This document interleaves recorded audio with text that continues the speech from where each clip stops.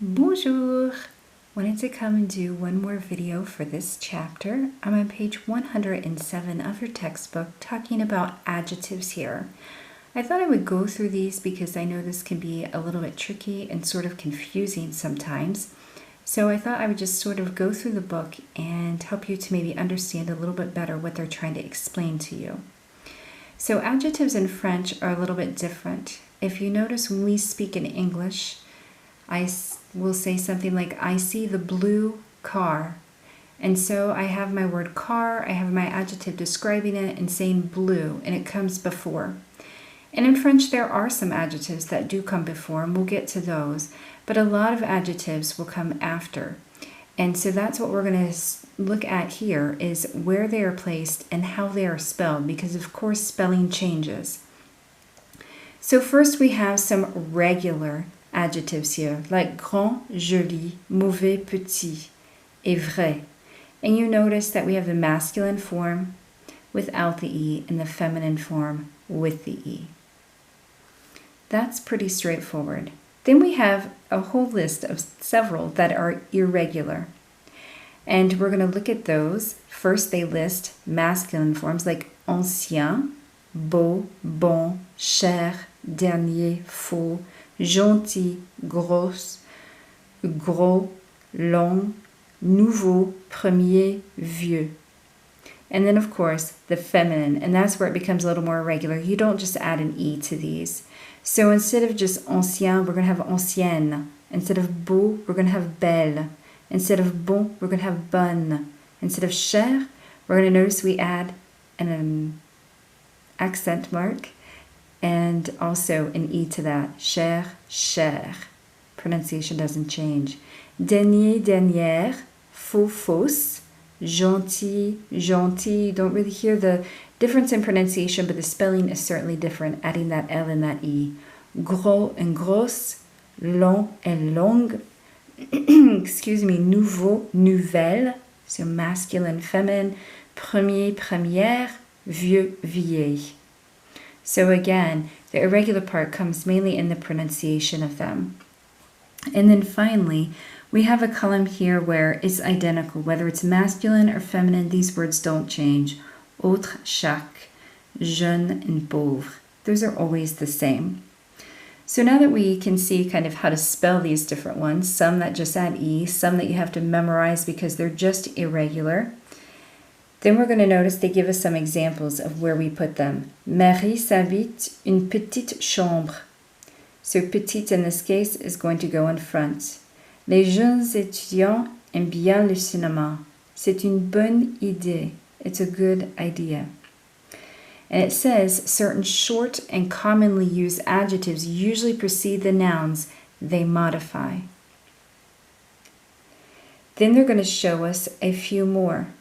The adjectives beau, nouveau, and vieux, which of course we saw on the list above. These are very irregular. They have two masculine forms. So here we have un beau livre, but we have un bel appartement. Why?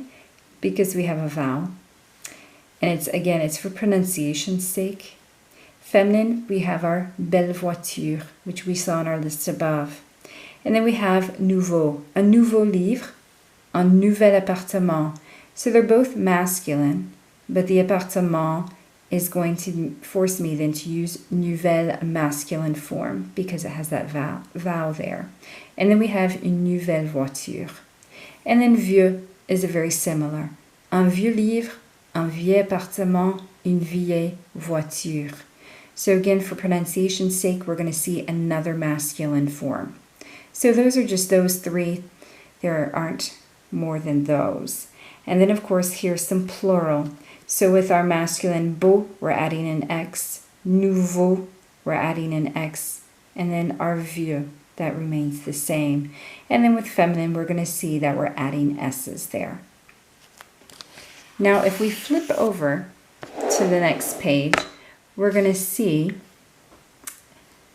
an important note here. It says when an adjective precedes a noun in the plural form, the plural indefinite article de usually becomes de. So I have J'ai des livres de français. I have some French books. But if I qualify those books, and say they are new books, I'm going to change my de to de. J'ai de nouveaux livres de français. So my de turns to de. And that's simply what they're telling you. It's just because of that adjective there, you're going to change your article. Then finally, they say adjectives that can precede or follow nouns. There are some special ones, of course, in French, and some of these, they can go before or after, but what is changing is the meaning. So let's look at some of those examples. It says, il a des chaises anciennes. He has antique chairs. But if I say, Monsieur Cellier est l'ancien propriétaire. He is the former landlord. So it went from meaning antique to former.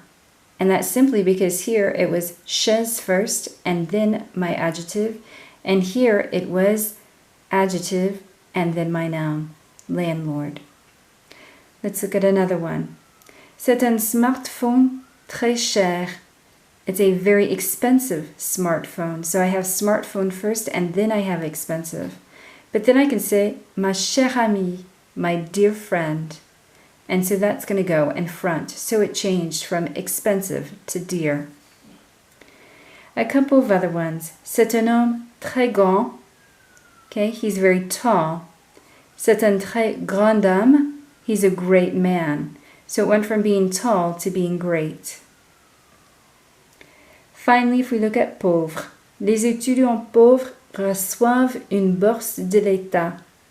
The poor, meaning not rich students, they're receiving the scholarship. In this example, we say, pauvres étudiants, il y a un examen demain. The poor or unfortunate students. So it's the difference between poor in the monetary sense and poor in the fortunate or unfortunate sense of the word.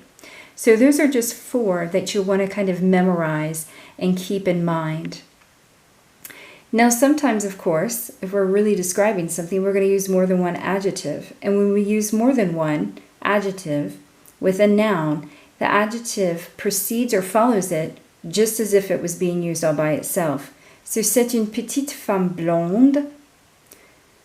Petite will go in front and blonde will normally go after. So they're going to hold their same spot.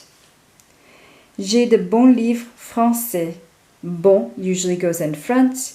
Français usually goes after. And they're going to just retain their same place. They don't really affect one another. C'est un vieil meuble agréable. Vieil is in front. Agréable is after.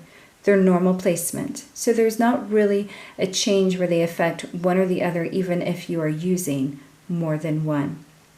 I hope this video going over some of these adjectives, their placement, their spelling, their meanings is helpful. Please let me know if you have any questions. Merci. Au revoir.